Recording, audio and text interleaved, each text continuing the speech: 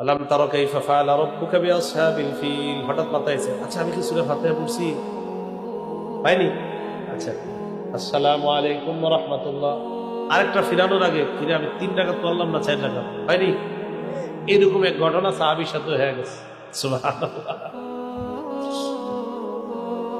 উসমান ইবনে আবিল আস রাদিয়াল্লাহু তাআলা আন আল্লাহর রাসূলের কাছে আসলেন। মুসলিম শরীফের বর্ণনা 2203 নম্বর হাদিস। নবীজির কাছে আসলেন, আসার পর বললেন, ইয়া রাসূলুল্লাহ ইন্না শাইতানা হালা বাইনি ওয়া বাইনা কিরাআতি ওয়া বাইনা সালাতি ওয়া বাইনা সালাতি ওয়া বাইনা কিরাআতি। ইয়া রাসূলুল্লাহ, নামাজের মধ্যে আর আমার কিরাআতের মধ্যে আর আমার নামাজের মধ্যে ইবলিস বারবার সমস্যা সৃষ্টি করে, কি করব? নবীজি বললেন, যাকা শাইতান ইকালু লাহু খিনজাব। এটা হলো একটা শয়তান, তার নাম হলো খিনজাব। বলেন খিনজাব, আরো জোরে, খিনজাব। নামাজে আমাদেরকে ডিস্টার্ব করে যে ইবলিসটা, ওর নাম খিনজাব। বলেন তো।